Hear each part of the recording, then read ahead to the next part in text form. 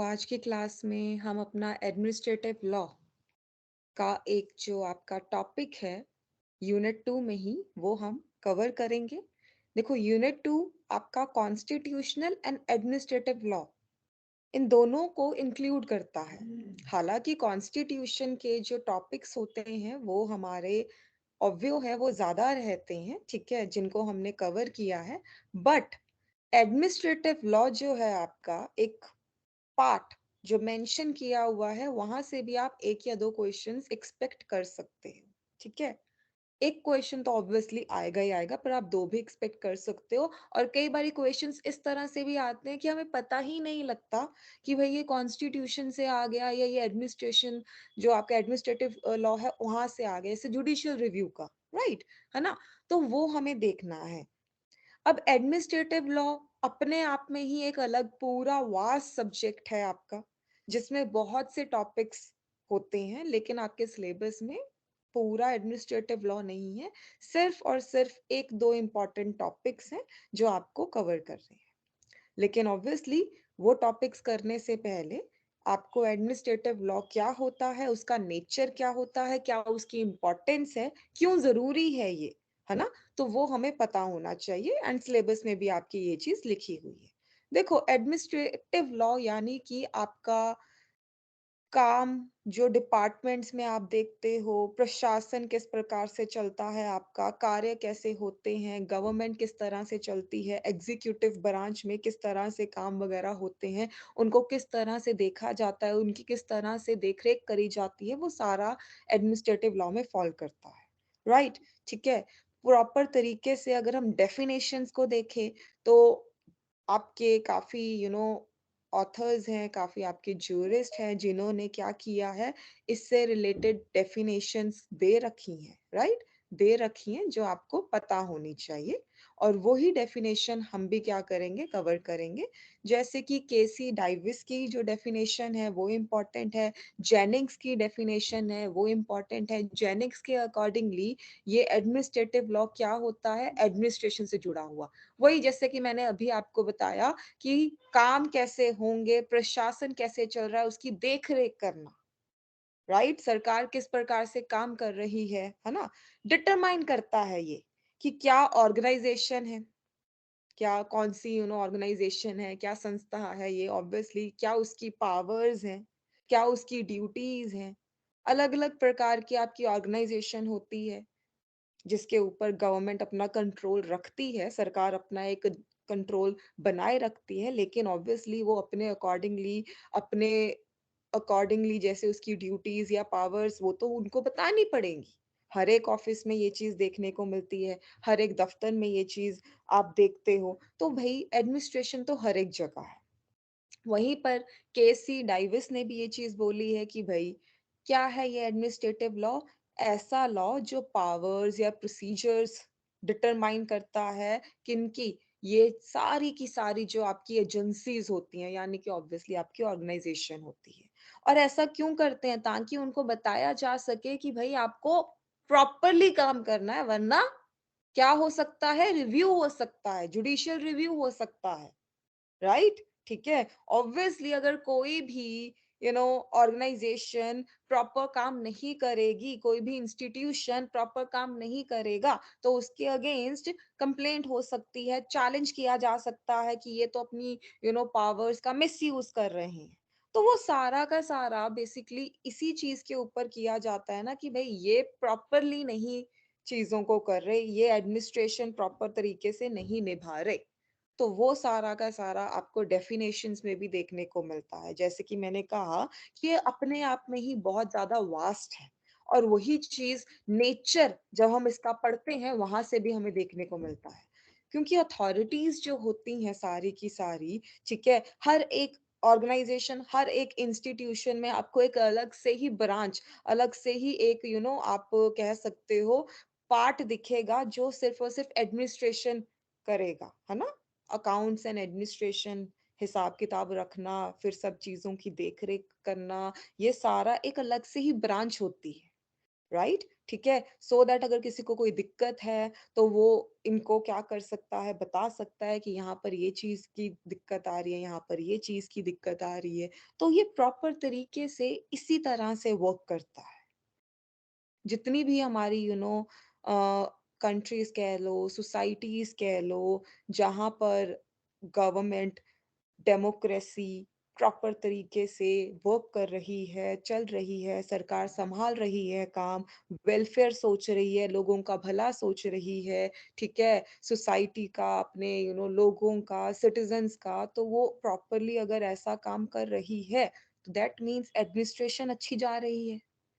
Which means कि हर एक चीज़ जो देख-रेख कर रहे हैं, वो अच्छे तरीके से कर रहे हैं। हालाँकि हम सबको ये चीज़ पता है कि लूप होल्स हम भी देख लेते हैं कि यहाँ पर ये चीज़ गलत जा रही है, करप्शन हो रही है भई यहाँ पर तो ये चीज़ गलत हो रही है, यहाँ पर तो ये ऑफ़िस-ऑफ़िस खेल रहे हैं, पंकज कपूर बना दिया इन्होंने तो हमें, है ना? वो सब चीज़ें हम देखते हैं कि यहाँ का तो हिसाब-किताब ही गलत है। हम करते हैं, नहीं करते हैं, आरटीआई डाल देते हैं हम, राइट? तो वो सब चीज़ें इसी आपका जो ये एक ब्रांच आप कह सकते हो, जो कॉन्स्टिट्यूशन के साथ ही आप पढ़ते हो, संवैधानिक जो आपकी पूरी की पूरे टॉपिक्स है, उसके बाद आप इसी चीज़ को देखते हो, है ना? तो ये सारा का सारा इसका नेचर बहुत वास्ट है।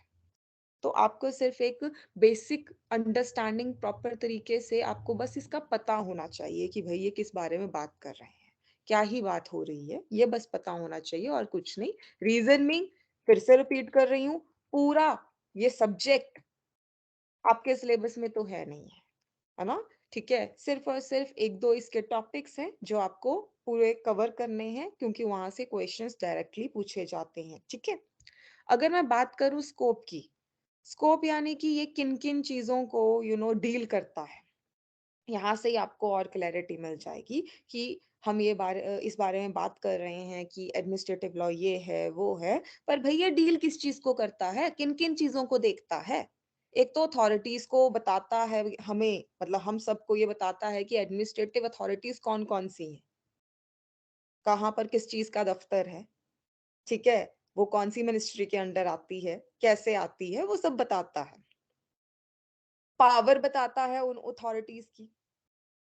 लिमिटेशंस बताता है यानी कि एक प्रॉपर तरीके से रिस्ट्रिक्शन लगाता है और प्रोसीजर भी बताता है कि जो उनकी पावर्स हैं वो किस तरह से वो यूज करेंगे जितने भी आपके ये ब्यूरोक्रेट्स होते हैं यानी कि जो आपके अफसर होते हैं ऑफिसर्स होते हैं राइट ठीक है मिनिस्ट्रीज के अंडर जिनका दफ्तर ऑब्वियसली फॉल करता है तो वो क्या करते हैं अपनी पावर्स के अकॉर्डिंगली ही काम करते हैं है ना जितना उनको उनका दायरा एक उनको पता होता है तो वो इसी वजह से करते हैं क्योंकि अगर उन्होंने अपनी लिमिट को क्रॉस किया तो फिर क्या हो जाएगा गड़बड़ हो जाएगी राइट है ना विजिलेंस होती है आपको पता ही है ठीक है क्योंकि करप्शन जो है अभी तो फिर भी बहुत ज्यादा उस पर ध्यान दिया जाता है फिर भी हम ये नहीं कह सकते कि बिल्कुल ही खत्म हो गई है या ये है लेकिन पहले के टाइम से अगर हम बात करें तो अभी फिर भी चेक्स रखे जाते हैं वरना एक टाइम तो ऐसा था कि करप्शन बहुत ही ज्यादा पीक पर हो गई थी तभी हम ये लोकपाल बिल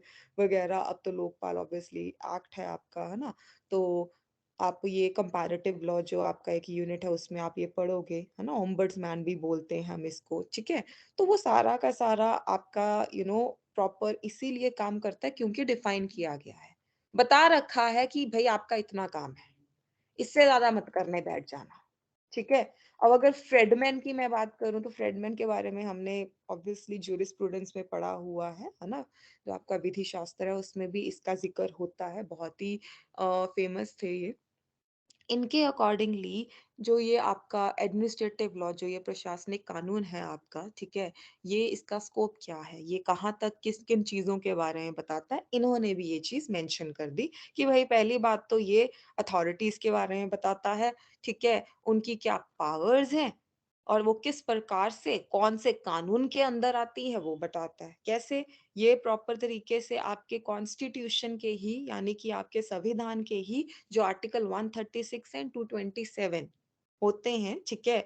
उनके बारे में भी ज़िक्र करता है 227, 136 आपने ये पढ़ा है जुडिशरी ही जब हम कर रहे थे, सुप्रीम कोर्ट और हाई कोर्ट के बारे में जब हम पढ़ रहे थे, ठीक है? तब भी हमने ये चीज़ मेंशन की है कि भई जुडिशरी जो है, वो ये सारे फंक्शंस जो होते हैं कि जस्टिस हो सबके साथ, किसी के साथ कोई अन्याय ना हो, गलत ना हो, ये चीज़ देखी जाती है और हाई कोर्ट जो भी करता है काम, वो बाइंडिंग होता है बाकी सबऑर्डिनेट कोर्ट्स में जो एक स्टेट में, राज्य में होते हैं। वहीं पर अगर सुप्रीम कोर्ट को लगता है, कोई स्पेशल केस है, स्पेशल लीव जाती है, तो वो अलाउ कर देता है। 136 में हमने वो चीज़ देखी थी, राइट? वैसे ही बिल्कुल जैसे हमने जुडिशरी में उन कोर्ट्स के बारे में बात की थी, ठीक है? सुप्रीम कोर्ट और हाई कोर्ट के बारे में, वैसे ही आपके ट्रिब्यूनल्स भी होते हैं। एडमिनिस्ट्रेशन यानी कि हर एक दफ्तर में भी डिपार्टमेंटल इंक्वायरी भी बिठाई जाती है। कमिटीज़ भी बैठाई जाती है, वहाँ पर भी प्रॉपर तरीके से फंक्शन ये जुडिशरी से जुड़े हुए पूरे तो नहीं कह सकते आप, क्वाज़ी बोल सकते हो आप, क्वाज़ी मतलब पार्शियल आधे, राइट? ठीक है? फंक्शंस या ऑब्वियसली उनको पावर्स दी जाती है। हम देखते हैं ये चीज़, सुनते भी हैं ये चीज़ कि डिपार्टमेंटल इंक्वायरी होएगी, अगर यहाँ पर सेटल ना हुआ चीज़, तो फिर वो चीज़ कहाँ चल जाएगी भई, कोर्ट में चले जाएगी। तो वो सब चीज़ें आपकी बेसिकली एडमिनिस्ट्रेशन के ही विदिन आती हैं, प्रशासन के ही अंदर फ़ॉल करती हैं, ये आपको ध्यान में रखना है। फिर पावर जो है कोर्ट की तो पावर रहेगी ही रहेगी, कोर्ट भी देखेगा कि कहीं पर कुछ गलत तो नहीं हो रहा। ये जो अथॉरिटीज़ हैं, ये सही जा भी रही हैं या नहीं जा रही हैं। तो कोर्ट के पास तो ये पावर रहती ही रहती है, ठीक है? और पब्लिक सर्वेंट उसकी भी एक लायबिलिटी रहती है। जैसे कि मैंने अभी आपको बताया, जितने भी लोग होते हैं, जो राज्य हो या आपका केंद्र हो, सरकार जो है आपकी बेसिकली, ठीक है? राइट? उसमें बेसिकली देखा जाता है कि जितने भी आपके पब्लिक सर्वेंट्स होते हैं, इनकी एक लायबिलिटी, इनकी एक रिस्पॉन्सिबिलिटी है, हेड होते हैं भई, तो इनका तो होगा। चाहे ग्रुप पे हो, चाहे ऑब्वियसली प्रॉपर तरीके से ग्रुप भी हो, लेकिन ऑलमोस्ट इनके विदिन जो-जो चीज़ें, जो-जो अथॉरिटीज़ इनको मिली होती हैं कि आपने ये चीज़ दिखनी है, रादर इनको जो ड्यूटीज़ या पावर्स दी जाती हैं, तो उनसे ही इनकी एक लायबिलिटी भी क्रिएट हो जाती है ना? ये सब चीज़ें आपको पता है। ठीक है, आप भी सोच रहे होंगे काफ़ी ये तो बहुत ही ईज़ी सी चीज़ें हैं, तो एडमिनिस्ट्रेटिव लॉ कोई टेक्निकल तो है ही नहीं। उसमें कोई ऐसी चीज़ तो आपको कि ये क्या हो गया भई, वैसा कुछ नहीं है इसमें, बस आपको ये चीज़ समझनी है कि लिंक है इसके। तार इसके जुड़े हुए हैं, किसके साथ? आपके कॉन्स्टिट्यूशन के ही साथ, तभी साथ ही में इनको क्या किया हुआ है, आपको कवर करने को बोला है। ठीक है? अब अगर मैं आगे देखूँ, आपने बेसिकली एमसी जैन के अकॉर्डिंगली जैसे फ्रेडमैन ने स्कोप बताया, वैसे ही एमसी जैन ने भी बताया है कि भई लेजिस्लेशन जो होती है हमारे यहाँ पर, जैसे पार्लियामेंट हो गया, वो लॉ बनाता है और वो फिर क्या करता है, उसी यू नो लॉ को एग्जीक्यूट करवाने के लिए मिनिस्ट्रीज को बोल देता है और हर एक चीज़ का यहाँ पर डेलीगेशन देखने को मिलता है। डेलीगेशन यानी कि डिस्ट्रीब्यूशन, मतलब ऐसा तो है नहीं कि प्रधानमंत्री ही सब कुछ कर रहा है, वो क्या करता है, डिस्ट्रीब्यूट कर, ये तुम्हारा काम है, ये तुम्हारा काम है, ये तुम देख लेना, डेलीगेशन एक पूरी चेन देखने को मिलती है, राइट? वैसे ही राज्यों में भी एक प्रॉपर तरीके से डेलीगेशन देखने को मिलती है कि हर एक चीज को क्या किया जाता है, डिस्ट्रीब्यूट किया जाता है। हाँ, लेकिन साथ में ये भी देखा जाता है कि भाई जिसको जो काम दिया है वो उसे प्रॉपर तरीके से करे और मिसयूज ना करे अपनी पावर को। हालांकि लोग सुनते का है, करते हैं, ठीक है, बड़े गलत तरीके से हमने किस्से सुने हैं या खुद भी हमने एक्सपीरियंस अगर सामने कुछ देखा हो तो ऐसा देखने को मिलता है कि काफी ऑफिसेस में जो उनके हेड होते हैं, ऑफिसर्स होते हैं, they actually misuse their power और प्रॉपर तरीके से वो दिख रहा होता है कि हाँ, यहाँ पर कुछ गलत हो रहा है। तो इसी वजह से फिर क्या होता है, जुडिशियल कंट्रोल भी मेंटेन करना पड़ता है। यानी कि थोड़ा-सा उनके ऊपर चेक्स रखना पड़ता है। मैं तभी विजिलेंस के बारे में मेंशन कर रही हूँ क्योंकि प्रॉपर तरीके से अगर उनको टिप मिल जाए, तो वो डिपार्टमेंट जो होता है, ऐसे टैक्स अथॉरिटीज़ को टिप मिलती है ना कि रेड मार दो, है ना? तो वैसे ही विजिलेंस को भी ये चीज़ बोली जाती है कि इस दफ्तर में काफ़ी हो रहा है कुछ गलत वगैरह, ज़रा देख कर आओ, राइट? तो वो सब चीज़ें देखने को मिलती है। तो स्कोप जो है ना इसका, इन शॉर्ट अगर मैं आपको बात करूँ, तो काफ़ी वास्ट है। हाँ, इतना वास्ट नहीं है जितना कॉन्स्टिट्यूशनल लॉ का है अपना, लेकिन फिर भी कह सकते हैं कि काफ़ी चीज़ों को ये क्या करता है, कवर करता है, ठीक है? क्यों? क्योंकि प्रॉपर तरीके से लॉ को प्रॉपरली एग्जीक्यूट करना, तो आपको एडमिनिस्ट्रेशन तो अच्छी रखनी पड़ेगी। और अगर एडमिनिस्ट्रेशन आप अच्छी रख रहे हो, यानी कि आप काम को बांट रहे हो, तो उसके ऊपर कंट्रोल भी रखना पड़ेगा, और किसी को कोई दिक्कत हो तो उसको बताने मतलब बताना पड़ेगा कि हाँ भाई वो इस तरह से उस चीज को ठीक कर सकता है, यानी कि चैलेंज कर सकता है, रेमेडी ले सकता है, सूट फाइल कर सकता है, केस कर सकता है। ये सब चीजें भी हमें देखने को मिलती हैं। ये सब चीजें भी हमें देखने को मिलती हैं। ठीक है, यहाँ तक थोड़ा सा एटलीस्ट आपको थोड़ा लिंक तो जुड़ा होगा कि हम बात किस चीज की कर रहे हैं आज। राइट, ये एडमिनिस्ट्रेटिव लॉ जो आपका कॉन्स्टिट्यूशन के साथ ही लिंक में पढ़ा जाता है। इसी वजह से आपको एडमिनिस्ट्रेटिव लॉ एंड कॉन्स्टिट्यूशन का एक लिंक क्या है वो पता होना चाहिए कि भाई कॉन्स्टिट्यूशन तो सुप्रीम लॉ है हमारे देश का। कोई भी कानून कॉन्स्टिट्यूशन के ऊपर तो नहीं है। तो ऑब्वियो है एडमिनिस्ट्रेटिव जो लॉ होगा वो कॉन्स्टिट्यूशनल लॉ के सबऑर्डिनेट यानी कि नीचे ही पाया जाएगा। ठीक है, कॉन्स्टिट्यूशन प्रॉपर तरीके से आपका डील करता है कि स्टेट कैसा होना चाहिए आपका, ठीक है, उसके ऑर्गन्स कैसे होने चाहिए, कैसे लॉ बनेगा, कैसे लॉ एग्जीक्यूट होगा, और लॉ अगर गलत होगा तो किस तरह से जुडिशरी को पावर देनी है कि उसके ऊपर वो चेक रखे। ये सब चीजें कॉन्स्टिट्यूशन में हमने देखा है, और कॉन्स्टिट्यूशन इसी चीज को डील भी करता है। कॉन्स्टिट्यूशन प्रॉपर तरीके से हर एक प्रिंसिपल को ले डाउन करता है, हर एक प्रिंसिपल बताता है, क्योंकि लिखा हुआ है कि किसके क्या काम है, क्या कार्य है। राइट, ठीक है। लेकिन वहीं पर एडमिनिस्ट्रेटिव जो आपका लॉ होता है वो जिक्र करता है उन अथॉरिटीज की जो कॉन्स्टिट्यूशन में जो चीज लिखी है उसी के अकॉर्डिंगली प्रशासन को चलाती है, कार्य करती है। कॉन्स्टिट्यूशन में तो चीजें लिखी हुई है कि ये काम ऐसे होगा, ये काम वैसे होगा, ये चीज ऐसे, ऑर्गन्स वगैरह जो है, लेकिन वो जो ऑर्गन्स, वो जो आपके आप कह सकते हो पिलर्स भी कह सकते हो, फिर आप ऑब्वियसली फर्दर उनको इंस्टीट्यूशंस भी कह सकते हो कि जब वो काम करेंगे तो प्रॉपर तरीके से उन्हें क्या करना पड़ेगा, कॉन्स्टिट्यूशन के अकॉर्डिंग ही करना पड़ेगा, कॉन्स्टिट्यूशन को ही फॉलो करना पड़ेगा। ठीक है, तो ये तो ऑब्वियो है, अपने माइंड में क्लियर रखना कि है तो ये कॉन्स्टिट्यूशन के सबऑर्डिनेट ही। ओके, यहां तक क्लियर हुआ, एक बारी बता दीजिए।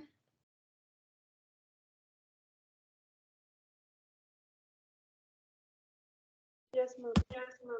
ठीक है, अब देखो एडमिनिस्ट्रेटिव लॉज इन इंडिया, अगर हम अपने ही देश की बात करें तो भाई बहुत सी चीजें हैं, बहुत सी आप देखते हो ट्रिब्यूनल्स हैं आपके, ठीक है, बहुत से ऑर्गेनाइजेशंस हैं, इंस्टीट्यूशंस हैं, और हमारे यहाँ पर ये चीज देखी जाती है कि भाई लेजिस्लेशन डेलीगेटेड है, यानी कि चीजों को डिस्ट्रीब्यूट किया जाता है।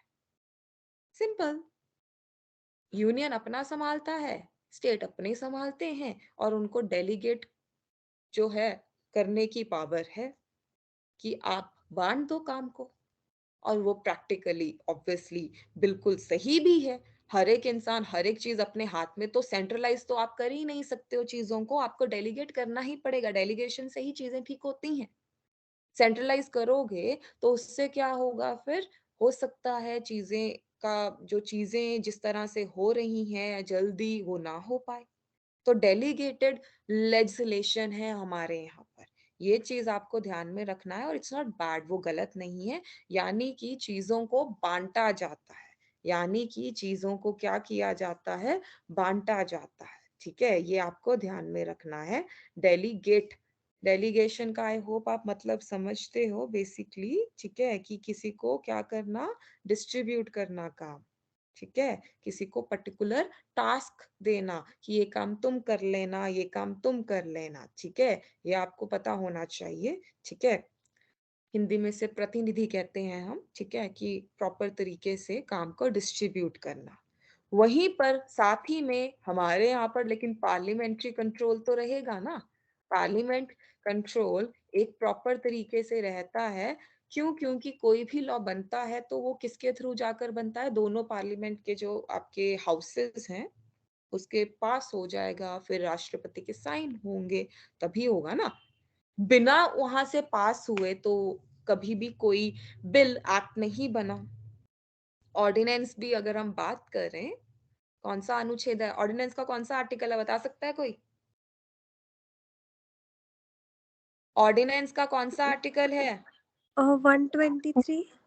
हाँ, 123। 123। 6 किसने बोला? 123। मैम 120। हाँ, 123 याद रखना, ठीक है? देखो मैं पूछती रहूंगी बीच बीच में, अनुच्छेद ना ये याद होने ऐसे बहुत जरूरी हैं। ऐसा तो है नहीं कि हम एक बारी में इनको याद कर लेंगे, बार बार खुद से पूछो, ठीक है? लिंक जोड़ते रहो बस, ठीक है? कोई भी कोई बिल, बिल के बारे में अगर जिक्र हो रहा है तो वहीं पर आपके माइंड में आना चाहिए बिल, कौन से बिल? मनी बिल भी हो सकता है, ऑर्डिनरी बिल भी हो सकता है, ठीक है? और दोनों हाउसेस से पास होता है बिल, ले डाउन किए जाते हैं हाउसेस के सामने, है ना? ले डाउन किए जाते हैं। तो लेइंग डाउन मतलब बिल्स को रखा जाता है, उस चीज के ऊपर डिस्कशन की जाती है, फिर वोटिंग करवाई जाती है, फिर वोटिंग कराई जाती है, यस और नो? तो लेइंग के ना टाइप्स हैं, इसी लेइंग के ना टाइप्स है कि कितने प्रकार से बिल को रखा जा सकता है। एक तो है सिंपल लेइंग, ठीक है? यानी कि जहां पर आपके रूल्स या रेगुलेशन जो है वो इफेक्ट में आ जाते हैं जैसे ही वो बिल पार्लियामेंट में रखा जाता है। It is laid down to inform the parliament, but the consent of the parliament with respect to the approval वो तो मतलब प्रॉपर तरीके से इस केस में मैं पूरा पढ़ ही देती हूँ। It is laid down to inform the parliament, but the consent of the parliament with respect to its approval for the rules and regulations are not required. ये बड़ा इंपॉर्टेंट है। देखो सिंपल लिंक क्या होता है कि रूल्स एंड रेगुलेशंस जो है जैसे ही वो बिल रखा जाएगा, ठीक है, प्रॉपर तरीके से, ऐसा नहीं है कि अप्रूवल मतलब वहां पर उनसे पूछा नहीं जाएगा, लेकिन इतना उसको खींचा नहीं जाएगा क्योंकि वो इम्पोर्टेंट पर्पस का होगा, ठीक है? जैसे कि कई बारी मनी बिल के केस में हम देखते हैं, कई बारी मनी बिल के केस में हम देखते हैं कि भाई अप्रूवल राज्यसभा का वहां पर इतना जरूरी नहीं होता। कुछ वो चेंजेस बोल रहे हैं तो वो माने भी जा सकते हैं, नहीं माने तो वो पास किया जाएगा। उसके ऊपर तो राष्ट्रपति जो है हमारे, प्रेसिडेंट जो है हमारे, वो भी अपने पास नहीं रख सकते, वीटो नहीं कर सकते। क्यों? क्योंकि वो मनी बिल है। तो ये आपको ध्यान में रखना है, ठीक है? सिंपल नहीं। वहीं पर नेगेटिव लाइन, नेगेटिव लाइन क्या होती है? Basically the rules will come into force as soon as they are placed before the parliament but cease to have effect if disapproved। यानी कि आपने कोई बिल रखा, पार्लियामेंट में उस चीज को देखा गया, अगर उन्होंने डिसअप्रूव कर दिया तो वो चीज फिर खत्म हो जाएगी। ये तो आप नॉर्मली सुनते भी हो कि यार इस बिल के ऊपर तो चर्चा हुई थी पर इसको डिसअप्रूव कर दिया गया। अभी तक तो ये आया नहीं है, अभी तक तो ये आया ही नहीं है, डिसअप्रूव्ड है। क्यों हो सकता है? तो ये डिसअप्रूव्ड वाला याद रखना, ठीक है? अफर्मेटिव लिंक ये वैसे इतना इंपॉर्टेंट नहीं है, मेन तो सिंपल और नेगेटिव था, लेकिन ये भी पढ़ लो। The rules shall have no effect unless approved by both the houses of the Parliament. ये भी ऑलमोस्ट वही है। अफर्म करने का मतलब क्या होता है? किसी चीज को क्या करना? अप्रूव कर देना। सिंपल सी बात है, कोई भी बिल, कोई भी रूल, ठीक है, जब तक दोनों हाउसेस से अप्रूव नहीं होगा तब तक उसका कोई इफेक्ट तो होगा नहीं। सिंपल सी बात है। तो यही चीज है, ठीक है? तभी मैंने कहा ये तो आप ऊपर दोनों में ही ऑलमोस्ट कवर कर ही चुके हो, लेकिन कुछ कुछ जगहों पर ये 3 दिए होते हैं लिंक, तो हमें पता होना चाहिए कि भाई पार्लियामेंट्री कंट्रोल के बारे में हम बात कर रहे हैं कि वो इन्वॉल्व होता है, कंट्रोल करता है जो भी बिल्स होते हैं, ठीक है, उनको। तो वो बिल्स के ऊपर जो बिल्स को रखा जाता है तो किस प्रकार से, कितने टाइप्स हैं उस बिल को सामने रखने के, ले डाउन करने के, ठीक है? तो ये आपको पता होना चाहिए। एक डेलीगेटेड लेजिस्लेशन जो ऊपर आपने पढ़ा कि हर एक चीज को बांटा जाता है, डिस्ट्रीब्यूट किया जाता है। आप खुद भी अब लिंक कर पा रहे होंगे और देख पा रहे होंगे कि यहाँ पर भाई हम प्रोसीजर में नहीं जा रहे हैं कि कोई चीज कैसे होगी, कौन करेगा। हम यहाँ पर प्रेसिडेंट, स्पीकर, लोकसभा, राज्यसभा, उनके उसमें नहीं जा रहे हैं प्रोसीजर में, वो हम कर चुके हैं कॉन्स्टिट्यूशन में। यहाँ पर हम काम की बात कर रहे हैं कि भाई कैसे एडमिनिस्ट्रेशन की जाएगी, कैसे प्रशासन चलाया जाएगा, ठीक है? तो ये आपको ध्यान में रखना है। Next, procedural control. ऑब्वियसली हर एक चीज के ऊपर प्रोसीजरल कंट्रोल यानी कि एक्ट होता है, लॉ बनता है, तभी उसको प्रॉपर तरीके से फिर जब वो लॉ बन जाता है, एक्ट बन जाता है, उसको क्या किया जाता है? ऑफिशियल गैजेट में प्रिंट करवाया जाता है ना? इलेक्ट्रॉनिक उसमें भी होता है आपके प्रॉपर तरीके से आपने देखे होंगे कि किसी भी बिल का जब प्रॉपर अप्रूवल हो जाता है, उसके ऊपर प्रेज़िडेंट भी हाँ बोल देते हैं, है ना? तो फिर वो प्रॉपर एक्ट बन जाता है, ठीक है? तो प्रॉपर प्रोसीजरल कंट्रोल भी है एक, ठीक है? ये सारा आपका जो हम पॉइंट्स कर रहे हैं ना हम, ये अपने ही यहाँ के एडमिनिस्ट्रेटिव लॉ को लेकर कर रहे हैं, जो इंडिया में देखने को मिलता है। जुडिशियल कंट्रोल ये तो चलो मुझे बताने की ज़रूरत है नहीं है। जुडिशरी तो आपको पता है, जहाँ पर उसे देखे कि ये तो गलत हो रहा है। ये तो अपनी पावर से बहुत आगे जा चुके हैं, इनको रोका जाए। इनको बताया जाए कि ये तो रद्द है भई चीज़। अल्ट्रा वायर्स है नल एंड वॉइड। ऐसा आप कर नहीं सकते। आप ऐसा कर नहीं सकते। ये तो आपने गलत इंटेंशन से किया था। आपकी इंटेंशन गलत लग रही है, मालाफाइड है भई छोड़ो। ठीक है? कॉन्फ्लिक्ट हो रहा है इसका तो इसके साथ। ये तो बहुत ही ज़्यादा आपके आप संविधान के ही अगेंस्ट जा रहे हो। तो ये सब चीज़ें तो नॉर्मली हम देखते हैं कि जुडिशरी जो है हमारी, जो न्यायपालिका है हमारी, वो तो इन चीज़ों के ऊपर बहुत ध्यान देती है, कि ये जो आया है, ये कैसा है? ठीक है? क्यों है? कहीं ये आर्बिट्ररी, डिस्क्रिमिनेटरी यानी कि मतलब भेदभाव करने वाला, पक्षपात करने वाला, अननेसेसरी, ठीक है, गलत एक्ट तो नहीं आ गया है। गलत इंटेंशन से तो नहीं लेकर आए हैं। ये सब चीज़ें ये सब चीज़ें जब डिटरमाइन करने में आते हैं हमारी जुडिशरी किसी भी एक्ट के ऊपर अपना वो प्रॉपर तरीके से एक स्टेटमेंट अपना ओपिनियन देती है रादर, तो वो जुडिशियल कंट्रोल ही माना जाता है और कई बारी हमने ये चीज़ देखी है, एनजेक के केस में देख लो, है ना? बहुत सी चीज़ें हमने ऐसी देखी है कि जुडिशरी अपहेल्ड करती है अगर, तो फिर वो चीज़ रहती है, अगर जुडिशरी उसको डिसअप्रूव कर दे, अपना कंट्रोल एस्टेब्लिश कर ले, तो वो चीज़ खत्म हो जाती है, ठीक है? तो ये भी आपको पता होना चाहिए, सारे पॉइंट्स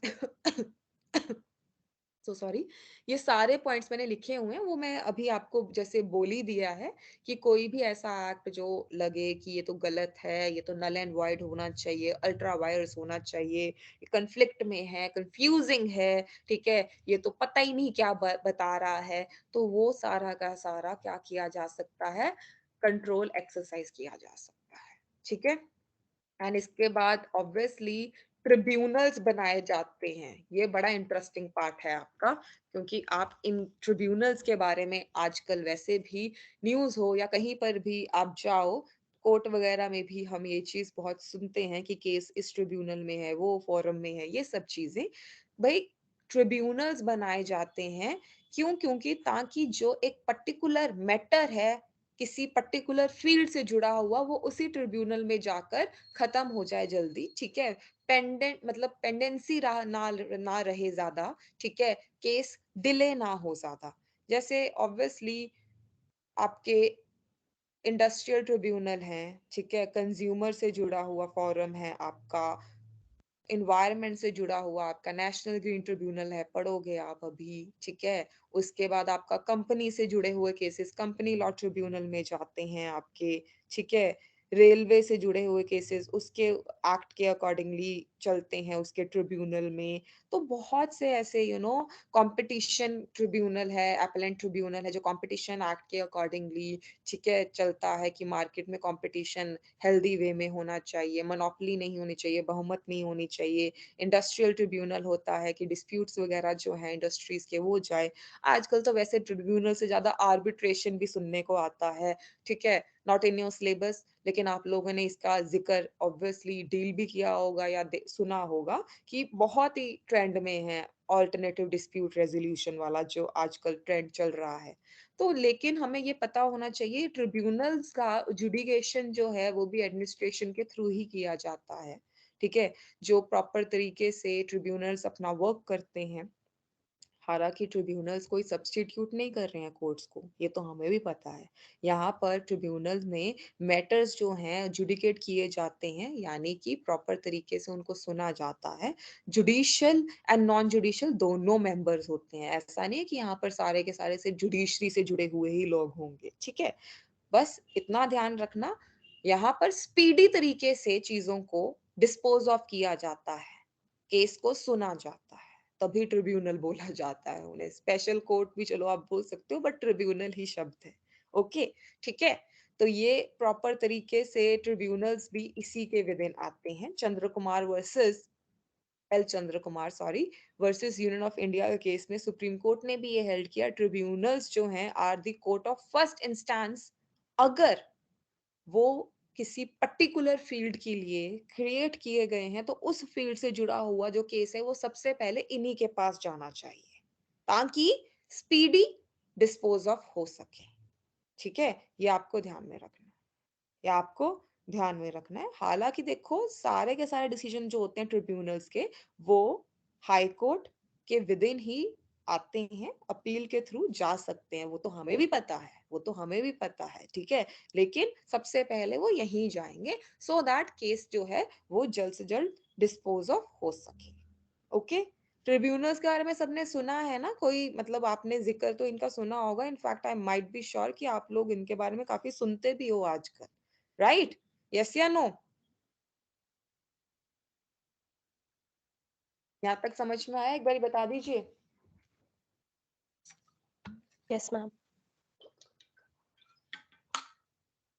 ओके, इसके बाद आपका आरटीआई एक्ट है, लोकपाल से जुड़ा हुआ लोकायुक्त एक्ट है 2013 का। मैं इनको यहाँ पर डील नहीं कर रही हूँ, यहाँ पर वैसे ही मैंने ज्यादा कुछ लिखा भी नहीं है। रीजन बीइंग, आप इनके बारे में इन डिटेल पढ़ोगे, एक एक क्वेश्चन आता है इसमें से, पर वो आपका कंपैरेटिव लॉ का जो यूनिट है उसमें है, ठीक है। तो लोकपाल के बारे में भी पढ़ेंगे, भाई क्या होता है ये, क्या कहाँ से ये आया है। वहीं पर राइट टू इंफॉर्मेशन आरटीआई के बारे में भी पढ़ेंगे हम, ठीक है, कि ये 2005 में क्यों इसकी इतनी जरूरत थी, ठीक है। तो ये दोनों चीजें आप यहाँ पर अगर ऑब्वियसली स्किप करना चाहो, यहाँ पर कुछ खास इतना मैंने लिखा भी नहीं है, इनका बस जिस्ट ही लिखा है। स्किप करना चाहो तो कर देना, क्योंकि इनको आपने डिटेल में पढ़ना है। पर आपको इतना तो पता है, लोकपाल या लोकायुक्त एक्ट जो था वो एंटी करप्शन बिल भी जिसको बोला जाता है, एंटी करप्शन एक्ट बोला जाता है रादर, क्योंकि अब तो लॉ बन गया है 2013 से, तो करप्शन को रोकने के लिए, ठीक है, उसके लिए था। वहीं पर राइट टू इंफॉर्मेशन एक्ट जो है आपका, ये आरटीआई एक्ट आपका, ये हम ही सिटीजन्स के लिए है। आर्टिकल 19 में फॉल करता है कि हमारे सबके पास एक अधिकार है, फंडामेंटल राइट है हमारा, कि अगर हमें कोई इंफॉर्मेशन चाहिए तो वो हम मांग सकते हैं। आप आरटीआई डाल सकते हो, ठीक है, और आपको इंफॉर्मेशन 30 दिन के विद इन मिल जाएगी, जिस भी इंफॉर्मेशन के लिए आपने आरटीआई डाली है, अगर वो इंफॉर्मेशन एक्सेप्शन में फॉल ना करे, क्योंकि हर एक इंफॉर्मेशन देने के लिए डिपार्टमेंट बाध्य नहीं है, ये भी ध्यान रखना, ठीक है। ये भी ध्यान रखना, और ये इसीलिए एक्ट बनाया गया था, सो दैट जो सिटीजन्स हैं वो भी इन्वॉल्व हो सके, वो भी एडमिनिस्ट्रेशन में, जो प्रशासन आपका पूरे देश में चल रहा है उसमें वो भी पार्टिसिपेट कर सके। हमारा constitution, we the people of India, preamble से स्टार्ट होता है, राइट। तो source of authority, source of power क्या कौन है? लोग ही हैं। तो लोगों को ये चीज तो बहुत पहले मिल जानी चाहिए थी, लेकिन 2005 में मिली कि वो भी इंफॉर्मेशन मांग सकते हैं। लेकिन ऑब्वियसली ये नहीं हम बोल सकते कि हमें तो बताओ जरा कि भाई डिफेंस में ये चीज, ये जो मसा मतलब ये सब चीजें कहाँ से आ रही है, या हम इसरो वालों से पूछ लें कि अच्छा भाई तुम्हारा ये नेक्स्ट प्लान क्या, कहाँ पर जाने का है। तो कुछ चीजें एटॉमिक एनर्जी से जुड़ा हुआ, डिफेंस से जुड़ा हुआ, ठीक है, ऐसी चीजें जो क्या है बेसिकली स्टेट बताने के लिए बाध्य नहीं है। ओके, तो वो हम नहीं पूछ सकते, नॉर्मल हम पूछ सकते हैं। आरटीआई तो हम नॉर्मली किसी भी चीज के लिए डाल सकते हैं ना, कि हमें हमारा पेपर दिखाया जाए, ठीक है। ऑब्वियसली कॉलेजेस में बच्चे डालते हैं आंसर शीट्स के लिए अपने, तो वो सब चीजें हैं, ठीक है। आरटीआई एक्ट डिटेल में आप पढ़ोगे। तो ये सारा का सारा तो आपका बेसिकली क्या है कि आपके इंडिया में क्या क्या चीजें देखने को मिलती है जो एडमिनिस्ट्रेटिव लॉ के विद इन फॉल करता है।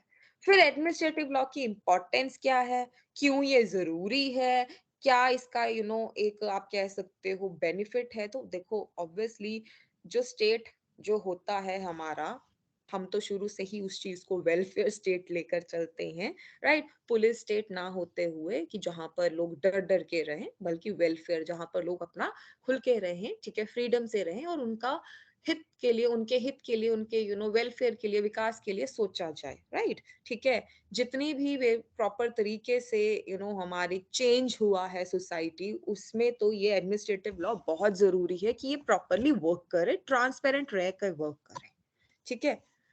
जुडिशियल सिस्टम मानती हूँ बहुत अच्छा है हमारा, बट फिर भी एक्सपेंसिव है, यानी कि पैसा लगता है। सुप्रीम कोर्ट में केस ऐसा तो हम डाल नहीं सकते, हाई कोर्ट में भी पैसा तो लगता है, कॉम्प्लेक्स भी है और हर बंदे को उसकी इतनी नॉलेज भी नहीं होती। इसी वजह से एडमिनिस्ट्रेटिव लॉ यानी कि डिपार्टमेंट्स को भी पावर दी जाती है कि अगर किसी को हर एक डिपार्टमेंट में भी एक ना वो ग्रीवेंस, किसी को कोई दिक्कत है, किसी को कोई शिकायत दर्ज करनी है तो वो यहाँ पर कर सकता है, राइट? वो इसी वजह से कि हर एक चीज के लिए बंदा भाई कोर्ट ना जाए, राइट?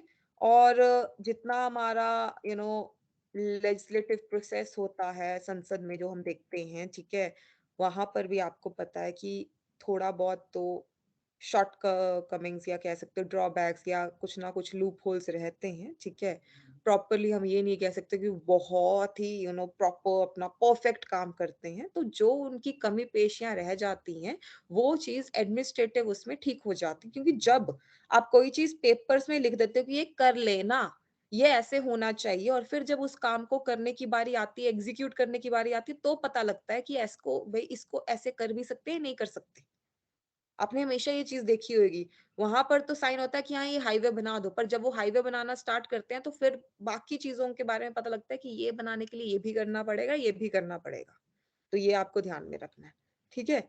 वैसे इम्पोर्टेंस कोई पूछेगा नहीं, सिर्फ़ मैं आपको तभी ज़िक्र कर रही हूँ कि भई, जिस तरह से लोगों की डिमांड रहती है, लोगों के हित के लिए सोचने के लिए, ठीक है? कोई आपको चेंजेस लेकर आने हैं, कोई आपको आप कह सकते हो कि चेंज लेकर आना है, ठीक है? सोसाइटी का वेलफेयर सोचना है, रेगुलेशंस लेकर आने हैं, इकोनॉमी अपनी जो आर्थिक स्थिति होती है, उसको आपने बेटर करना है। नेशनल पॉलिसीज़ जो हम नीतियाँ बनाते हैं, उनको आपको प्रॉपर तरीके से फ्रेम करना है। नीतियाँ कौन बनाता है?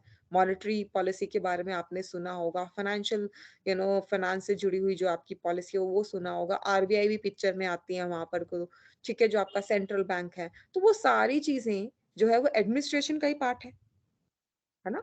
तो इंडस्ट्रीज़ उनको अगर प्रॉपर्ली देखना है, ठीक है? तो वो सारी चीज़ें आपका एडमिनिस्ट्रेशन ही देखता है। तो वो सारा का सारा आपका एडमिनिस्ट्रेटिव लॉ के विदिन ही आता है, इसलिए ये थोड़ा इतना ज़रूरी हो जाता है। मैं फिर से रिपीट कर रही हूँ, पेपर्स में कोई चीज़ लिखना और एक्चुअली उसको करना। जो एक्चुअली करने वाला काम है, वो है एडमिनिस्ट्रेशन। फिर क्योंकि करोगे तो देख-रेख भी करनी पड़ेगी, ठीक है? ओके, अब ये तो सारा मैंने आपको क्या करवाया, एक बेस जो आपका नेचर होता है, स्कोप होता है, इम्पोर्टेंस होता है आप ही के एडमिनिस्ट्रेटिव लॉ का, जिससे ऑब्वियसली आपको ये चीज़ तो क्लियर हो गई कि हाँ भई, कॉन्स्टिट्यूशन के साथ जुड़ा हुआ ही है और प्रॉपर तरीके से ज़रूरी भी है। ये नहीं होगा तो फिर दिक्कतें हो सकती हैं, ठीक है? अब इसी में एडमिनिस्ट्रेटिव लॉ में ही भई एक बहुत इम्पोर्टेंट आपका टॉपिक आता है, principle of natural justice. I am sure आप सब लोगों ने इसके बारे में सुन रखा होगा। प्रिंसिपल्स ऑफ नेचुरल जस्टिस यानी कि कुछ ऐसे सिद्धांत हैं जो कि हमें क्या करने चाहिए, फॉलो करने चाहिए। क्यों? क्योंकि वो ज़रूरी हैं। कब फॉलो करने चाहिए? जब भी कोई भी विवाद, कोई भी डिस्प्यूट, कोई भी कॉन्फ्लिक्ट, कोई भी केस किसी भी यू नो अथॉरिटी के सामने, ठीक है, जाए, ठीक है? 2 लोग के बीच में कोई कॉन्फ्लिक्ट है और वो किसी अथॉरिटी के सामने जा रहे हैं उस चीज़ को दूर करने के लिए या किसी को प्रॉपर तरीके से कुछ बोलना है, वो बोल पाए। तो जब भी ऐसा कुछ होता है, इवन इन जुडिशरी जब हम केस वगैरह देखते हैं कि साफ पता लगता है कि भई यहाँ पर ऐसा नहीं होगा कि आप सिर्फ़ एक ही बंदे की सुनते रहोगे और आप दूसरे को बोलने का मौका नहीं दोगे। ऐसा तो कभी हो नहीं सकता ना, ठीक है? होना भी नहीं चाहिए। तो हम पुराने टाइम से देखते आते हैं कि जो अच्छे राजा होते थे, वो दोनों पक्षों की बातें सुनते थे, राइट? वो बोलने का मौका देते थे। इनफैक्ट अगर किसी को मारना भी होता था, उसकी भी आखिरी ख्वाहिश पूछते थे, राइट? ये मैं ऐसे क्यों आपको बता रही हूँ क्योंकि ये प्रिंसिपल्स ऑफ नेचुरल जस्टिस जो है ये आज के नहीं है। ये सिद्धांत कोई ऐसा नहीं है कि आज अभी बस कुछ टाइम पहले ही इनका हमने क्या किया है, डेवलपमेंट किया। नो, ये पुराने ही चलते आ रहे हैं। इंग्लैंड में भी ये चीज़ देखने को मिलती थी। मैं इंग्लैंड का ज़िक्र इसलिए कर रही हूँ क्योंकि हमारे यहाँ पर जितने भी लॉज़ हैं, ऑलमोस्ट 99% हमने इंग्लैंड को ही देखकर हमने क्या, जब वो यहाँ पर रूल कर रहे थे, अंग्रेज़ों ने ही लॉज़ बनाए हैं और हमने ही उसको कैरी फॉरवर्ड भी किया है, बस अपने अकॉर्डिंगली चेंजेस किए हैं। कॉन्स्टिट्यूशन अपना हमने खुद बनाया, ठीक है? सिस्टम लेकिन हमने वही कंटिन्यू रखा। रीज़न बीइंग हमें आदत थी, आदत पड़ चुकी थी आप ये कह सकते हो, और वो चीज़ सही भी थी। ऐसा तो है नहीं कि सिस्टम गलत है। ऐसा तो है नहीं कि सिस्टम गलत है, और हमने तो यहाँ पर बल्कि अपना डेमोक्रेटिक एक कंट्री बनाया है, हमने मोनार्की तो फ़ॉलो की ही नहीं है। तो हम पूरी तरह से भी इंग्लैंड को फ़ॉलो कर रहे हैं, हम ये भी नहीं कह सकते, लेकिन हम सिस्टम पार्लियामेंट्री कंट्रोल वाला वही फ़ॉलो करते हैं, ठीक है? तो ये कॉमन लॉ जो आप सुनते हो, ठीक है? कि कॉमन लॉ रेमेडीज़ या नेचुरल जस्टिस के प्रिंसिपल्स, ये आपके आज के नहीं है, पुराने ही हैं, और इसको आपको पता होना चाहिए कि क्या बात करते हैं, ठीक है? Natural justice, common law concept proper तरीके से एक कांसेप्ट है, ठीक है? कोई भी जुडिशियल हो, कोई भी क्वाज़ी जुडिशियल हो, कोई भी एडमिनिस्ट्रेटिव अथॉरिटी हो, यानी कि कोई भी अथॉरिटी हो, उसको क्या करना पड़ेगा, इन जस्टिस के सिस्टम्स जो ये प्रिंसिपल्स हैं, उनको फ़ॉलो करना चाहिए। क्यों करना चाहिए? क्योंकि इसी से ही क्या होगा कि जो सुनवाई होएगी, वो प्रॉपर तरीके से मानी जाएगी। ठीक है? कोई भी कॉन्फ्लिक्ट हो, कोई भी इश्यू आए, तो आपको बेसिकली क्या करना है, उस चीज़ को नेचुरल जस्टिस के प्रिंसिपल्स के अकॉर्डिंगली ही सॉल्व करना है। ये बोला जाता है, ये माना जाता है, और ये प्रिंसिपल्स हर जगह फॉलो किए जाते हैं ऑलमोस्ट, ठीक है? अब इनमें आपको क्या करना है, इन प्रिंसिपल्स में आपको कुछ रूल्स पढ़ने हैं, कुछ प्रिंसिपल्स का ज़िक्र होगा, ठीक है? जैसे कि रूल अगेंस्ट बायस, या राइट टू फेयर हियरिंग, यानी कि कुछ नहीं है कि आप कोई भी केस सुनोगे, अपने आप को अब आप क्या करोगे, एक अथॉरिटी मानोगे, या तो जुडिशियल मान लो, या तो एडमिनिस्ट्रेटिव मान लो, कोई भी मान लो कि मेरे सामने किसी का कोई कॉन्फ्लिक्ट आएगा, 2 लोग कॉन्फ्लिक्ट लेकर आएँगे, तो भई पहली बात तो मुझे कोई पक्षपात नहीं करना, ठीक है? दूसरी बात कि मुझे हर एक व्यक्ति को बोलने का मौका देना है। मैं एक व्यक्ति की बात सुनकर अपना फैसला नहीं सुनाऊँगा, नहीं सुनाऊँगी। सिंपल, पहले तो आप अपने आप को एक अथॉरिटी की जगह ज़रूर रखो, जब भी आप ये नेचुरल जस्टिस के प्रिंसिपल्स को फॉलो करो, ठीक है? अब ये जो प्रिंसिपल्स हैं आपके, ये आर्टिकल 14 यानी कि राइट टू इक्वालिटी, सबको एक समान मानना है। आर्टिकल 21, हर एक इंसान का अधिकार है, ठीक है? Right to life and human dignity वगैरह का, ठीक है? ठीक है? तो वो सब चीज़ें आपको ध्यान में रखना है। 14 एंड 21, प्रॉपर तरीके से जब भी कोई भी प्रोसीजर फॉलो किया जाएगा, तो भई वो प्रोसीजर ड्यू प्रोसेस का होगा, यानी कि जैसा लिखा हुआ है वैसे ही फॉलो किया जाएगा। अगर कोई जज किसी को फांसी की सज़ा भी सुनाता है ना? तो प्रॉपर तरीके से वो इसीलिए सुनाता है क्योंकि प्रोसीजर में लिखा हुआ है, सीआरपीसी में वो चीज़ लिखी हुई है, प्रोसेस है। एग्ज़ीक्यूशन उसका करवाता है, ठीक है? तो वो प्रोसेस है, ये आपको ध्यान में रखना है। अगर बाई चांस आप ये नेचुरल जस्टिस के प्रिंसिपल्स को फॉलो ना करो, आप अगर ये सोचो कि क्या ज़रूरत है, मेरी मर्ज़ी, मैं जो मर्ज़ी करूँ। अगर आप ऐसा सोचो और इन प्रिंसिपल्स को ना फॉलो करो, तो फिर ये बोला जाएगा कि आप आर्टिकल 14 का वायलेशन कर रहे हैं। और मैं ये चीज़ बता दूँ, आर्टिकल 14 एंड 21 जो भी मैंने अभी ज़िक्र किया है, ये फंडामेंटल राइट्स में आता है। हर एक व्यक्ति के मौलिक अधिकार हैं ये। वो बंदा रिट इश्यू करवाने के लिए जा सकता है, ठीक है? अगर आपने प्रॉपर तरीके से ये फॉलो नहीं किए, तो फॉलो तो भई करने पड़ेंगे, ठीक है? कंपल्सरी है, फॉलो तो करने पड़ेंगे नेचुरल जस्टिस के प्रिंसिपल्स को। अगर फॉलो नहीं करोगे, तो फिर क्या हो सकता है, जुडिशियल रिव्यू होगा, ठीक है? वो चीज़ चैलेंज की जा सकती है, अभी आप इसके बाद पढ़ोगे। तो ये क्या है प्रिंसिपल्स, इनको थोड़ा-सा हम डिटेल में कर लेते हैं। सबसे पहले आता है ऑडी अल्ट्रम पार्टम। इसका मतलब क्या होता है बेसिकली, ऑडी अल्ट्रम पार्टम का मतलब क्या होता है? ये आपका पहला प्रिंसिपल है, ठीक है? इसका मतलब होता है हियर द अदर साइड, कि भई आप दूसरे पक्ष को भी सुन लो। ऐसा नहीं है एक पक्ष को आपने सुन लिया, एक बंदे को आपने सुन लिया और दूसरे को आपने बिल्कुल ही नजरअंदाज कर दिया कि चलो एक को सुन लिया ना, इसके बेसिस पे ही अब हम डिसाइड कर लेंगे। नो, ऐसा नहीं हो सकता। दोनों साइड्स को बोलने का मौका मिलेगा, दोनों साइड्स को बेसिकली आप सुनोगे तो ही आप कोई ऑर्डर पास करो। ठीक है, अगेन आर्टिकल 14 एंड 21 आ जाएंगे। हर एक पर्सन को राइट टू स्पीक है, फ्रीडम ऑफ स्पीच ऑब्वियसली, है ना। ठीक है, कोई भी डिसीजन बिना दोनों पार्टीज को सुने नहीं दिया जाएगा। अब इसमें क्या आता है, इसमें सिर्फ यही नहीं आता कि बोलने का नोटिस मतलब बोलने का राइट, इसमें आएगा राइट टू नोटिस। सबसे पहले तो आपको भी पता है कि अगर कोई भी व्यक्ति किसी के अगेंस्ट केस डालता है तो दूसरे व्यक्ति को नोटिस जाता है ना। ठीक है, दूसरे व्यक्ति को बताया जाता है ताकि दूसरा व्यक्ति अपने केस को प्रिपेयर एंड प्रेजेंट कर पाए, एविडेंस देना हो तो एविडेंस कर पाए, है ना। और अगर क्रॉस एग्जामिनेशन उसको कुछ एडवर्स बोलना है, रिबर्ट करना है कोई चीज, ठीक है, मैंने कोई चीज आपके अगेंस्ट बोल दी, अगर आपको लगता है कि नहीं ये तो ऐसा नहीं है, मैं तो ये बोलना चाहता हूँ, मेरा मतलब ये था, मतलब काउंटर करना है, जो हम देखते भी हैं कि एक पार्टी किसी के ऊपर इल्जाम लगा रहा है और दूसरा क्या कह रहा है, भाई ऐसा नहीं था।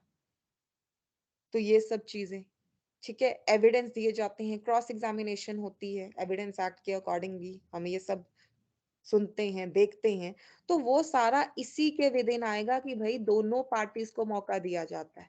हाँ, ये भी होता है प्रॉपर तरीके से कि इंक्वायरी जो है वो शो की जाती है कि भाई ये चीज ऐसी है, ये चीज ऐसी है। बोला जाता है कि भाई देखो, इसने तुम्हारे ऊपर ये इल्जाम लगाया है, तुम बताओ तुम इस चीज को मानते हो नहीं मानते हो। दूसरा बोलेगा नहीं मानता, तो प्रूव करो भाई, तुम्हारे ऊपर बर्डन है, प्रूव करो। ठीक है, तो फिर ऑब्वियसली वो अगर कोई चीज बोलेगा फिर क्या होगा, फिर से क्रॉस होगा प्रॉपर तरीके से, ये चलेगा, ये आर्ग्यूमेंट्स चलेगी, है ना, जब तक प्रॉपर तरीके से दोनों को आप नहीं सुनते, दोनों को बोलने का मौका नहीं देते, प्रॉपर इंक्वायरी नहीं होती, तब तक कोई भी आप डिसीजन नहीं दोगे। और तो और प्रॉपर तरीके से जो आप डिसीजन दोगे उसका प्रॉपर आप रीजन भी दोगे।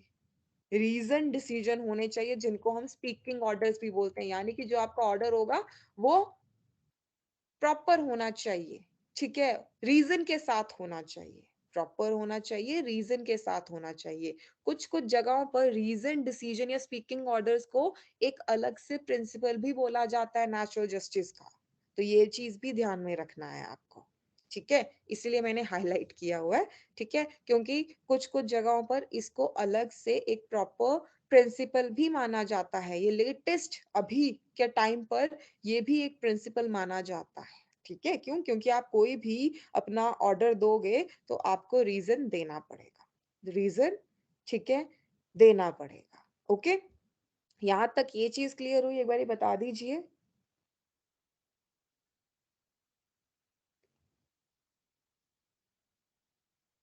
Yes ma'am. ओके, ठीक है। अब दूसरा प्रिंसिपल है आपका, आई होप ऑडी अल्ट्रम पार्टम, यानी कि दोनों पक्षों को आपको सुनना पड़ेगा तभी आप अपना कोई ऑर्डर दोगे, आप ऐसे एक पक्ष को नजरअंदाज नहीं कर सकते। दूसरा आपका है रूल अगेंस्ट बायस, यानी कि नेमो जुडेक्स इन कॉजा सो, ये देखो मैक्सिम है। अब ये ऐसे ही होंगे, तो आपको ये पता होना चाहिए कि ये कौन सा मैक्सिम है। ओके, थोड़ा सा जैसे ऑर्डी अल्ट्रम पार्टम तो बहुत ही सुनने को मिलता है, बहुत ही आम है ये, हर दूसरे उसको पता होता है कि हाँ इसका मतलब ये है, तो आप भी वो चीज ऐसे ही याद रखो कि ऑर्डी अल्ट्रम पार्टम, ठीक है। लेकिन हाँ, ये कई बार हम भूल जाते हैं कि रूल अगेंस्ट बायस का क्या प्रिंसिपल था या क्या मैक्सिम था उसका, तो वो नेमो जुडेक्स इन कॉजा सो है। ठीक है, मतलब आप कोई भी पक्षपात नहीं करोगे, यानी कि आप दोनों पार्टीज में से किसी एक पार्टी को फेवर कर रहे हो, ठीक है, एक पार्टी आपकी कोई रिश्तेदार लग रही है, आप जानते हो उसे, हमेशा ये बोला जाता है कि अगर जज जो है वो दोनों पार्टीज में से किसी को जानता है, ठीक है, तो वो क्या बोलता है, बेसिकली जो मैजिस्ट्रेट भी होते हैं वो उस चीज को नहीं सुनते, वो अथॉरिटीज को बोल देते हैं कि इट्स बेटर कि ये मैं ना सुनूं, कोई और सुन ले, मेरा इंटरेस्ट है क्योंकि, इन दोनों पार्टीज में से एक व्यक्ति के साथ मेरा खुद का इंटरेस्ट भी जुड़ा हुआ है, तो मैं ये ना सुनूं, क्योंकि है तो देखो मैजिस्ट्रेट हो, कोई भी अथॉरिटी हो, कोई भी बंदा हो, है तो वो भी एक पर्सन ही ना, ह्यूमन है, राइट? ये बोला जाता है कि जज जब अपनी कुर्सी पे बैठता है तो वो हर एक रिश्ते को साइड रखकर बैठता है, वो तो चलो अच्छी बात है, वो ऐसे ही होता है। लेकिन फिर भी अगर दोनों पार्टीज में से कोई उसका जानकार निकल जाए तो फिर क्या होगा? ये तो ना चाहते हुए भी वो अगर सही हो भी तो बाकी तो चैलेंज कर देंगे कि ये तो इसको जानता है भई। ऐसे ही इंटरव्यू में भी बोला जाता है, अगर इंटरव्यू का कोई पैनल होता है और जो कैंडिडेट है उसका कोई जानकार निकल जाता है तो वो पैनल में से उठकर चले जाते हैं कि मैं नहीं यहाँ पर बैठना प्रेफर करूंगा, क्योंकि उनको भी तो अपनी इमेज प्यारी होती है, राइट? तो ये तो रूल्स हैं, उसको फॉलो करो ना करो, चलो वो तो अलग बात है, लेकिन रूल अगेंस्ट बायस है कि भाई आपको पक्षपात नहीं करना, ठीक है? और तो और ये रूल जो है ये किस चीज के ऊपर बेसिकली बेस्ड है कि कोई भी जो पर्सन है वो अपने खुद के कॉज के लिए खुद जज तो नहीं बन सकता है। कोई केस चल रहा है जिसमें आपका भी इंटरेस्ट है, आप ही के घर वालों का ही कॉन्फ्लिक्ट है और आप ही जज बन गए, फिर तो भाई वो क्या, आप अपने ही केस में थोड़ा ना जज बन सकते हो। और जस्टिस जो है, ये बोला जाता है कि ऐसा नहीं कि वो हो गया, नो, वो दिखना भी चाहिए। Justice should not only be done but undoubtedly be seen also too, मतलब प्रॉपर तरीके से दिखना भी तो चाहिए कि हाँ भाई ये जस्टिस हुआ है। तो ये कुछ इसी के साथ जुड़ी हुई आप ये कह सकते हो स्टेटमेंट्स हैं जो बोली जाती हैं कि भाई इसी वजह से अगर कोई भी जज है जिसका इंटरेस्ट है या कोई उसका नोन है, ठीक है, पर्सनली हो या कुछ भी ऐसा हो, तो वो उस चीज को ना सुने भाई, ज्यादा बेटर है। क्यों? क्योंकि अगर आप कोई केस सुन रहे हो तो आपको फेयर रहना पड़ेगा, इम्पार्शियल रहना पड़ेगा, कोई पक्षपात नहीं करना पड़ेगा। नॉर्मल, कोई दिक्कत नहीं है। यहाँ पर आप आपसे कई बार क्वेश्चन कहाँ से आ जाते हैं कि ये जो बायस बायस आप बोली जा रहे हो ना कि पक्षपात नहीं होना चाहिए, ये नहीं होना चाहिए, क्या है इसके काइंड्स, क्या है इसके प्रकार, कितने प्रकार का बायस होता है? पर्सनल बायस मैं बोल ही चुकी हूँ।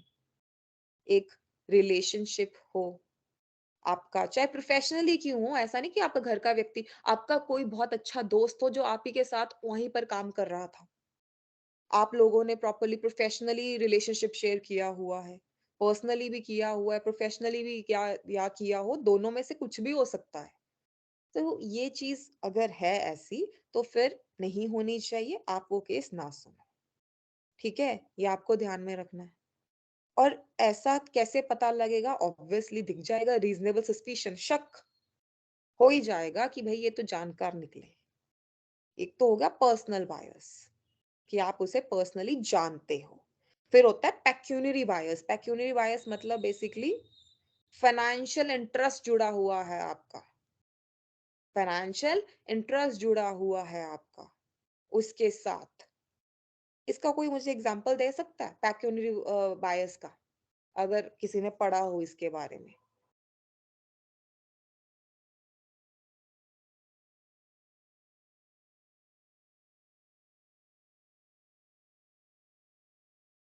कोई एग्जांपल दे सकता है इसका?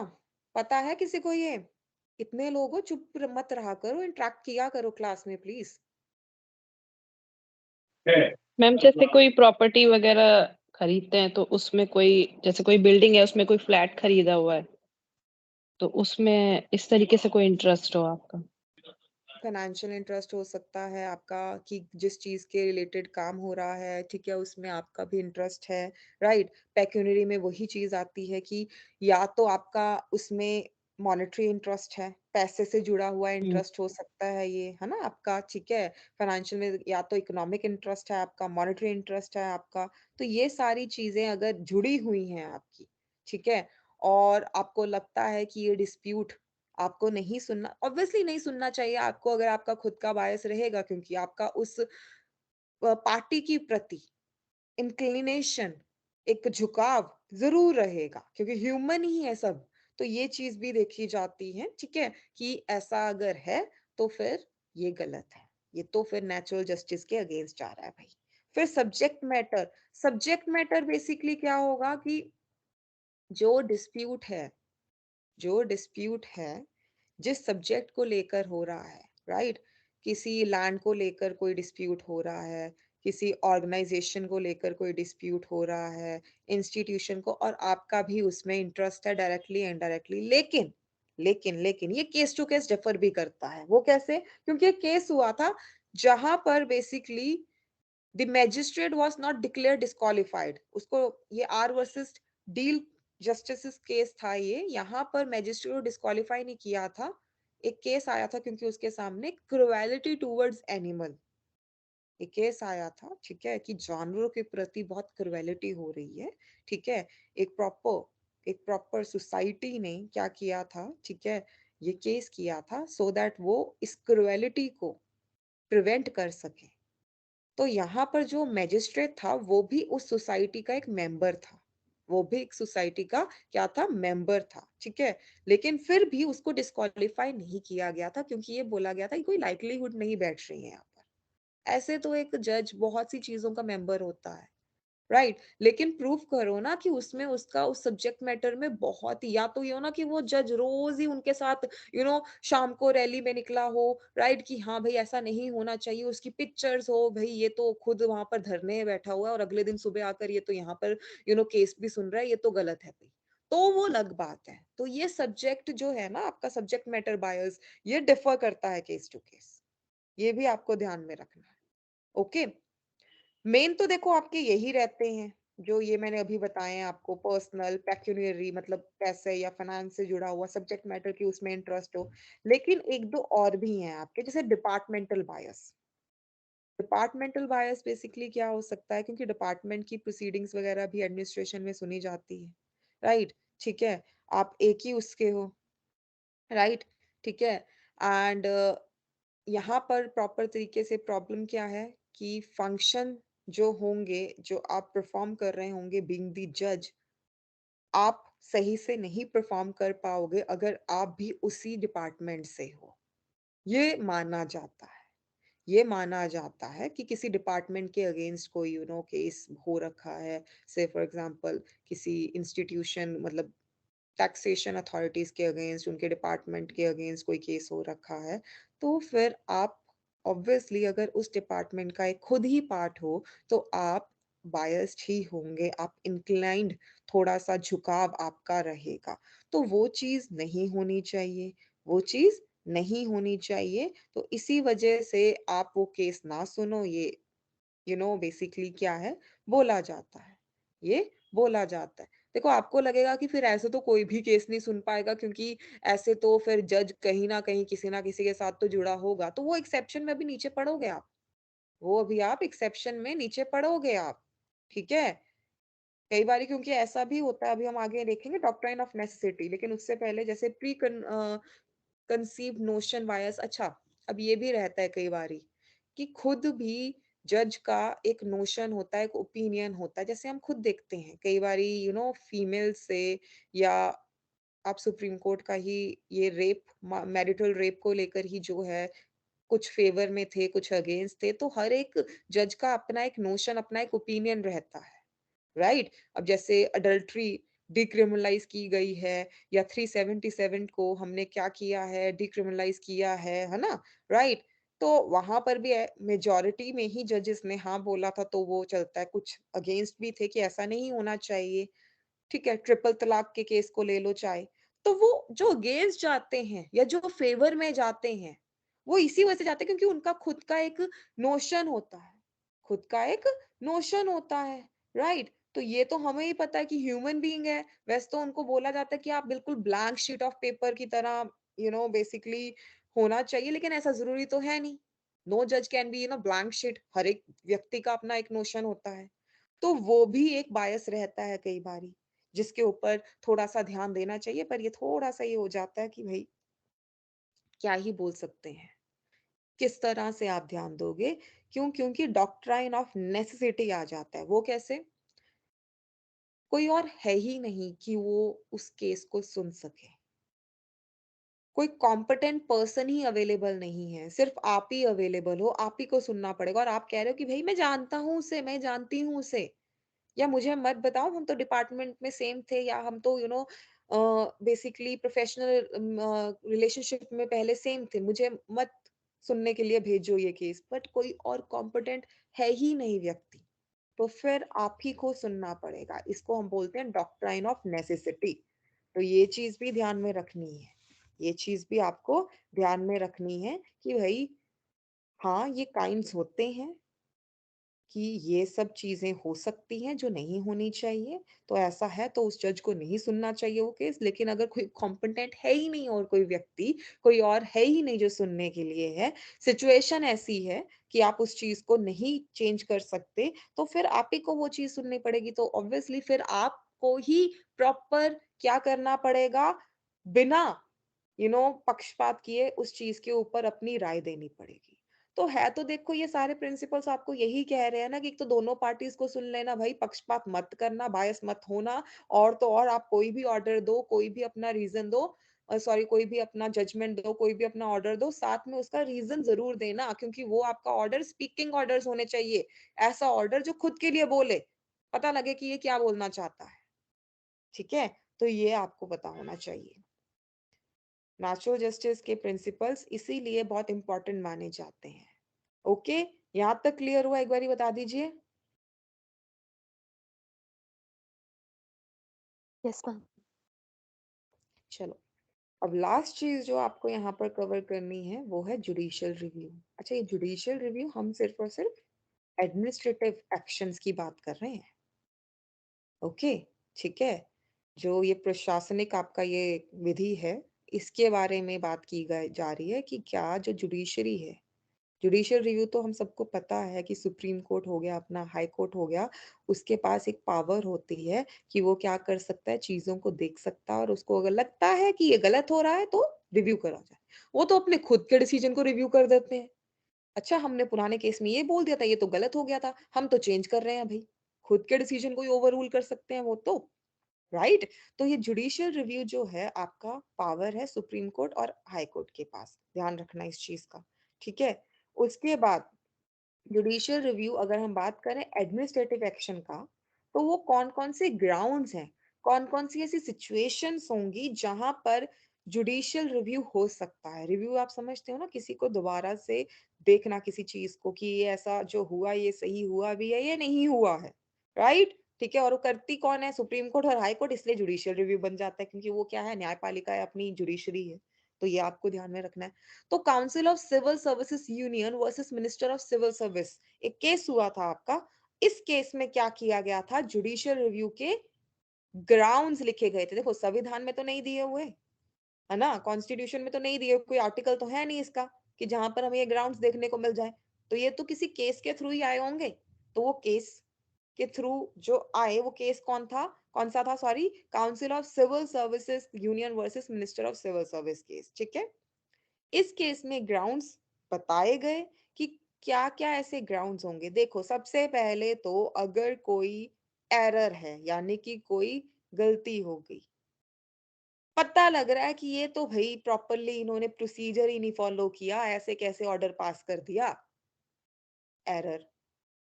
या फिर अगर कोई किसी ने जजमेंट दी है तो बड़ी इरेशनल सी दे दी, कोई लॉजिक ही नहीं है इसके पीछे, ना सर ना पैर, ये क्या बोलना चाहता है, क्या ऑर्डर है इसका, इरेशनल। या फिर प्रॉपर तरीके से जो आप ये कह सकते हो प्रोपोर्शनैलिटी, यानी कि जिस चीज को लेकर जैसा डिसीजन देना चाहिए था वैसा नहीं दिया गया, जिस चीज को लेकर जैसा डिसीजन देना चाहिए था वैसा नहीं दिया गया, वही बात हो गई कि प्रोसीजरल थोड़ा सा आपने ध्यान नहीं दिया, राइट। ठीक है, प्रोसीजर आपने ध्यान नहीं दिया। फिर लेजिटिमेट एक्सपेक्टेशन, ये तो आपका डॉक्ट्राइन भी है एक, है ना। बेसिकली मतलब इस डॉक्ट्राइन, आपने अगर ये नहीं सुना तो आपको पता होना चाहिए, एक डॉक्ट्राइन है आपका, यानी कि एक प्रिंसिपल, ये अपने आप में ही एक प्रिंसिपल है कि a person may have a legitimate expectation of being treated in the certain way। मतलब हर एक व्यक्ति जो है वो प्रॉपर तरीके से एक वे होता है उसको ट्रीट करने का, वो पार्टीज आपके सामने आई, ठीक है, तो एक एक्सपेक्टेशन होती है कि हाँ ये दोनों लोग वहां पर जाएंगे तो इस तरह से ऐसा ऐसा होगा। एक्सपेक्टेशन होती है, उम्मीद जिसे वो हम कहते हैं कि ऐसा ऐसा होगा। पर अगर वो ऐसा नहीं हुआ तो फिर जुडिशियल रिव्यू तो करना पड़ेगा ना। तो ये आपको ध्यान में रखना है। ये जो सारे मैंने बताए, हालांकि इनको इनमें से जो इम्पोर्टेंट है उनको हम पढ़ेंगे भी। जैसे एरर की अगर मैं बात कर रही हूँ, जुरिस्डिक्शन को लेकर एरर है अगर, ठीक है, ये इसका मतलब क्या होता है कि आपके पास तो ये केस सुनने की जुरिस्डिक्शन ही नहीं थी, आपके पास तो पावर ही नहीं थी, आपने कैसे सुन लिया ये केस, आपने कैसे ये ऑर्डर पास कर दिया, आपका तो दायरा ही खत्म हो जाता है, इस तक इस लिमिट है आपकी एक, आपने उस लिमिट के बाहर जाके कैसे इसको सुन लिया, आपका एरिया ही नहीं है ये, आपका एरिया ही नहीं है ये, ठीक है। कई बारी तो जो ऐसा है बेसिकली लैक ऑफ जुरिस्डिक्शन हो जाती है किसी केस में, एक्सेस ऑफ जुरिस्डिक्शन हो जाती है, अपनी पावर के आप बहुत ही आगे चले गए, है ना, आपको जो काम करना नहीं चाहिए था आपने वो कर दिया। तो ट्रिब्यूनल हो या अथॉरिटीज हो, कई बारी वो क्या करती हैं, जुरिस्डिक्शन को लेकर गलती कर देती है, जुरिस्डिक्शन को लेकर गलती कर देती है। अब ये जुरिस्डिक्शन अगर नहीं समझ में आ रहा है तो सिंपल सी बात है, हर एक डिस्ट्रिक्ट में, ठीक है, डिस्ट्रिक्ट कोर्ट भी होता है, वहां के ऑब्वियसली ऑफिस भी होते हैं जो एडमिनिस्ट्रेशन के उसमें फॉल करते हैं, ठीक है। हर एडमिनिस्ट्रेशन के उसका एक ऑफिस का हेड भी होता है, ऑफिसर भी होता है, उसका एक जुरिस्डिक्शन होता है ना। District magistrate, DM, SDM, executive magistrate, इनके जुरिस्डिक्शन होते हैं ना, राइट। तो वो अगर अपनी जुरिस्डिक्शन को एक्सीड कर दें, है ना, या उनके पास कोई जुरिस्डिक्शन हो ही ना किसी चीज को हैंडल करने की, देखने की, और वो ऐसा कर दें तो वो तो गलत है। फिर अगर ऐसा होगा तो जुडिशरी तो रिव्यू करेगी कि भाई कैसे, जवाब दिया जाए, क्यों किया ये, क्यों वारंटो, यहाँ से आप लिंक जोड़ सकते हो, क्या हो गया भाई, है ना। तो ये आपको ध्यान में रखना है। या फिर कई बारी व्यूज किया जाता है जुरिस्डिक्शन का, यानी कि बंदा, एक तो होता है कि गलती होगी, पता ही नहीं लगा कैसे हम एक्सेस में चले गए, कैसे हमने इस चीज के ऊपर ध्यान, एक होता है व्यूज ही कर रहे, अपने पावर्स का ही मिसयूज कर रहा है, पता है उसे क्या कर रहा है वो, राइट। क्योंकि पावर्स तो देखो प्रॉपरली यूज होनी चाहिए, अच्छे तरीके से फेयरली, लेकिन अगर उसको कोई अब्यूज करे, प्रॉपर तरीके से इग्नोर, मतलब प्रॉपर तरीके से उसको क्या करे, वो मिसयूज करे, राइट, डिसरिगार्ड करे, या बेसिकली बिल्कुल ही इग्नोर कर दे, तो ये तो गलत होगा ना, ये तो गलत होगा। सईद याकूब वर्सेस केएस राधाकृष्णन केस में ये चीज हेल्ड हुई थी, ठीक है, प्रॉपर तरीके से जुरिस्डिक्शन वाला ही केस है ये आपका, कि एरर अगर ऐसा हो रहा है और वो साफ दिख रहा है कि ये गलती हुई है, ये गलती हुई है, तो फिर जुडिशियल रिव्यू होगा, जुडिशियल रिव्यू होगा, ठीक है। ये चीज आपको ध्यान में रखना है कि जुडिशियल रिव्यू कब कब हो सकता है, जुडिशियल रिव्यू कब कब हो सकता है। और जुरिस्डिक्शन वाला ये जो पॉइंट है आपके, जो अभी आपने किए, ये कई बार आपको स्टेटमेंट में, ठीक है, एंड ऐसे नॉर्मली कंसेप्ट वाइज पूछे जा सकते हैं। इसके अलावा और कब कब बेसिकली ये आपका जो जुडिशियल रिव्यू है वो हो सकता है, एक तो बैड फेथ, मतलब ऑब्वियसली प्रॉपर तरीके से आपने जो डिसीजन ही लिया वो गलत था, आपका मोटिव जो था वो गलत था, गुड फेथ में आपने काम नहीं किया, बैड फेथ में किया है, आपकी इंटेंशन भाई नेक नहीं लगी हमें, ठीक है, आपके इरादे नेक ना लगे हमें, तो ये तो गलत हुआ है, ठीक है। या प्रॉपर तरीके से आपने जो ये डिस्क्रिशन अपनी चलाई है, आपने ये जो अपनी मनमर्जी की है, ऐसा आपको करना नहीं चाहिए था, आपको ऐसा करना नहीं चाहिए था, ओके, ये आपने गलत किया है। कुछ भी इसमें जितने भी हमने ये पढ़ा है, ठीक है, ये सारे आपके वैसे भी एक ही चीज को लिंक कर रहे हैं कि जुरिस्डिक्शन, ठीक है। ये तो चलो आपको, आप एक बार रीड भी करोगे तो आपको ऑब्वियसली समझ में आ जाएगा कि हाँ भाई एक ही बात को घुमा कर बस ये बताए जा रहे हैं और कुछ नहीं है।